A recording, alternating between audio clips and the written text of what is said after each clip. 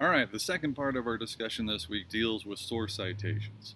And this is particularly important as we move forward because not just in academia, but in the working world, if we neglect to do this or choose not to do this, audiences oftentimes become very skeptical of speakers.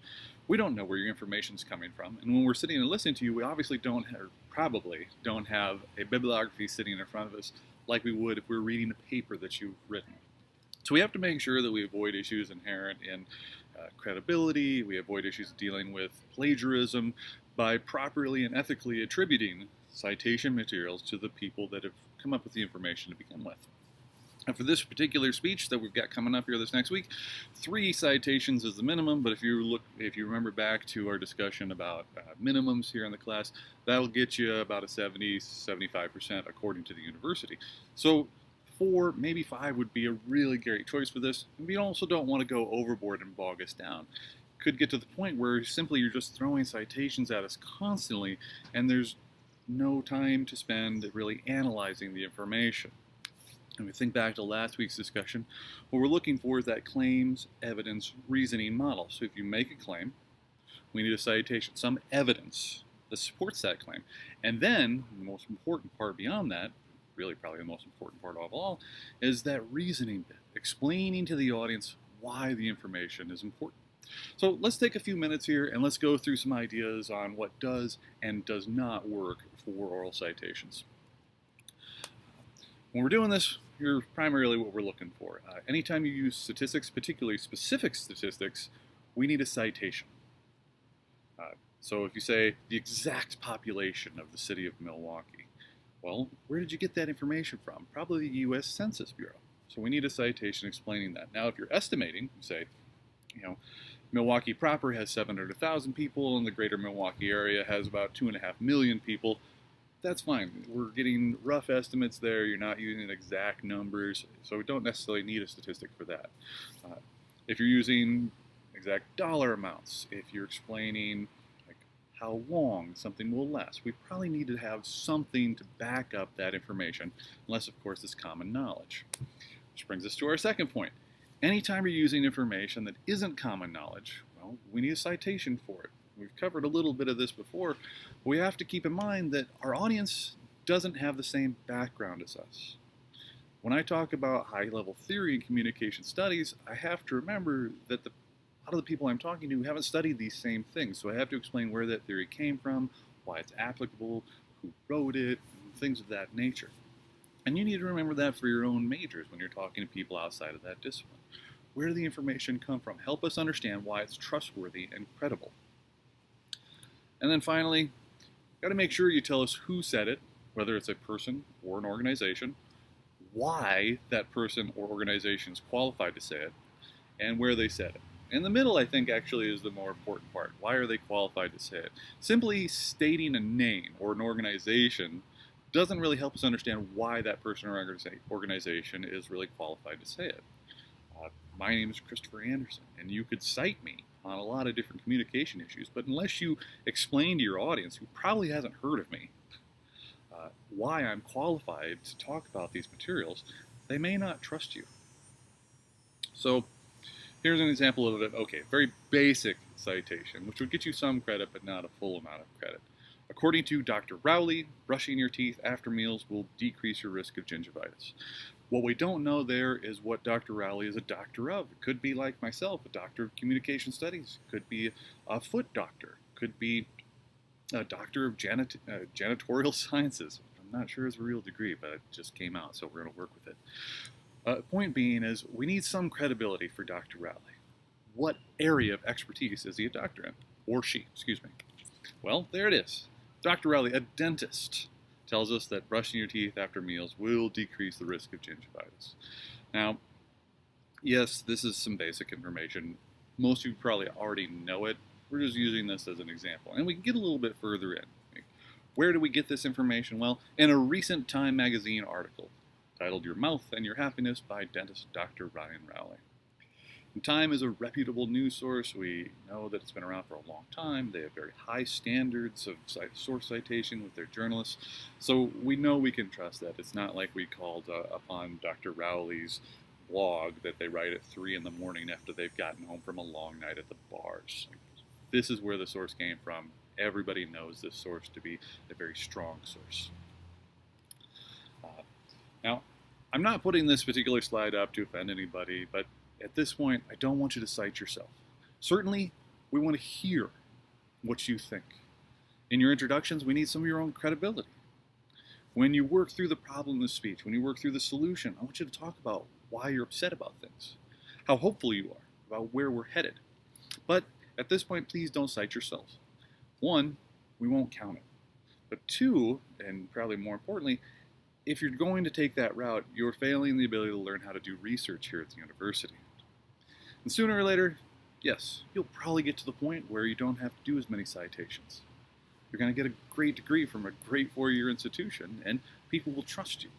But right now, you're still an undergraduate student. You haven't written a lot of papers. People don't contact you from all over the state, country, or world to ask your advice on specific topics. So let's go and find other bits of information, and when you do that, you yourself will sound more credible. So instead, you need to find some professors. You can go do personal interviews with people. You can go and look up what journalists have to say, what recognized experts have to say. While famous quotes can be very interesting in presentations, they won't count towards your source citation total. In particular, we'd love to quote people like Abraham Lincoln, George Washington, Thomas Jefferson, Martin Luther King. But when we're talking about a community concern, right here today in Milwaukee, in our class, in UWM, Abe Lincoln didn't really have a lot to say about that. And sure, he can get you a good quote here and there, same with Amelia Earhart there on the other side of the screen, but they're probably not talking about violence in Milwaukee or online education issues here at UWM. If they were talking about things of their day and their time.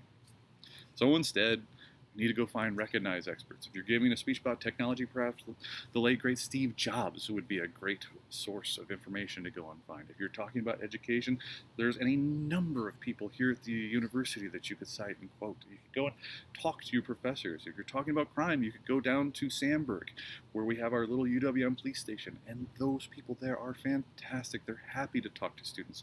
They'd love to give you some quotations that you can use directly for your presentation. This one, I got to put kid gloves on a little bit. I don't mean most websites, like you can't cite websites. I think you need to be really careful about how you cite your websites.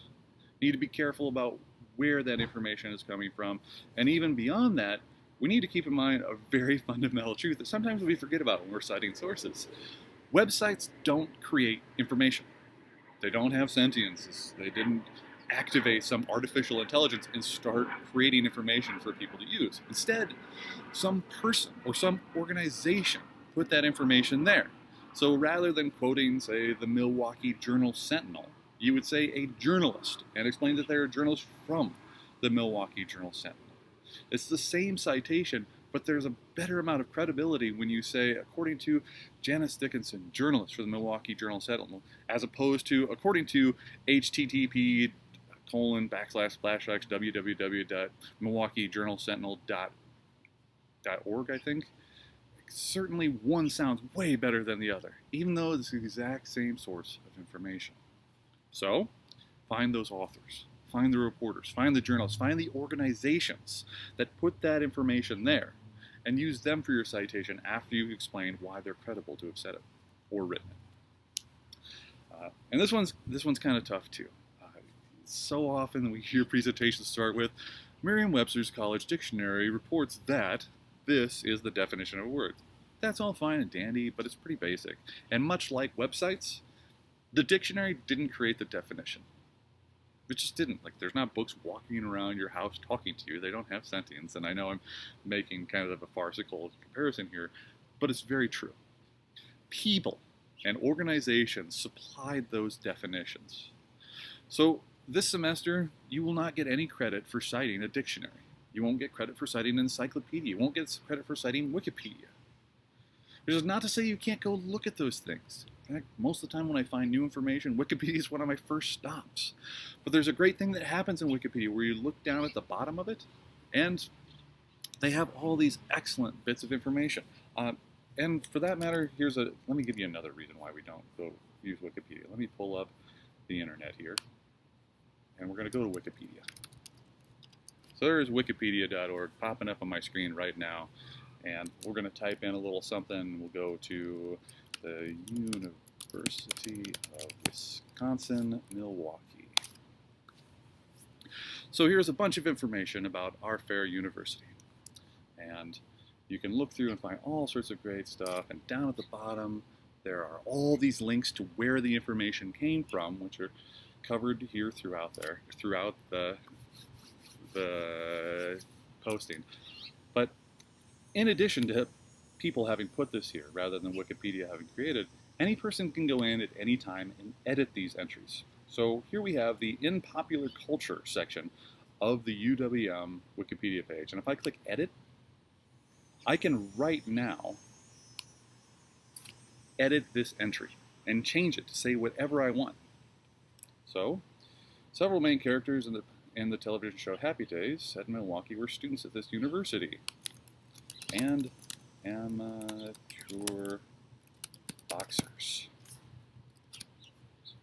And if I click Save those changes, well, now, right there, according to Wikipedia, it's a fact.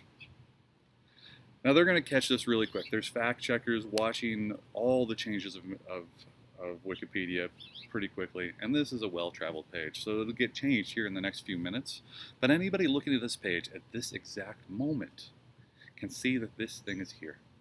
So you need to go find the original source of the information rather than trust something like Wikipedia. In fact, let's do a quick refresh. I bet they've caught it already. Oh, no, still there. We'll check back in after the end of the lecture, see if it's still there. So anyways, no dictionaries, no encyclopedias, no Wikipedia. However, textbooks, newspapers, journal articles, your professors can help you get to great bits of information.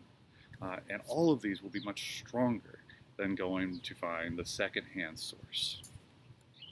Okay, now this week we're going to be doing an interesting thing where I've got another video posted below this. It's Ron Gutman. He's given a speech about the hidden power of smiling. It's great TED talk that he gave. He's a very intelligent guy. He's the CEO of a wellness company. And I love this video, one, just because he's so charming and it's fun to listen to him. Two, he takes an old topic and presents it in a very new, very novel way. It's very interesting to me. So you're going to hear some great citations in here that you probably haven't heard before. And then you're going to have an interesting task for the week too. So I want you to rank the citations. I've got those listed down below everything. Cut and paste them into your discussion response and rank them in order. So at the top, this is the strongest citations that as you believe. At the bottom, these are the weakest citations. And then create a video post answering the questions below. Things like, why did you do this ranking? How can speakers get around things like this? What happens if we do too much citations? You can see them all listed here below. And in your responses this week, I want to see if your group can come up with a definitive list. The reason we're doing this is because once we're finished, once your group has decided what's a strong citation, what's a weak citation, you're going to have a really good idea of how you should be presenting citations to these particular people throughout this semester. Now, before I let you go, let's check back in on our Wikipedia page, so let's see if it's still a fact that all the people on Happy Days were amateur boxers, and it still is. I wonder how long it'll sit there. It's something we can go and check throughout the day. But just a quick note to let you know that Wikipedia sometimes is not always the definitive source. It's interesting, it's great, and I personally love it. However, there are things on there that could be wrong. So be careful where you find your citations. You want to make sure that you're going to the original source, that they're not including some bias, that you're giving us a lot of reason to trust the citation. And that if you do that thing, you yourself will sound more credible, more intelligent, more likable, and more, maybe not likable, that's probably the wrong way to go about it, but more trustworthy, certainly. So, looking forward to your responses this week, folks, and I will see you online soon. One more time. Nope, still haven't gotten it.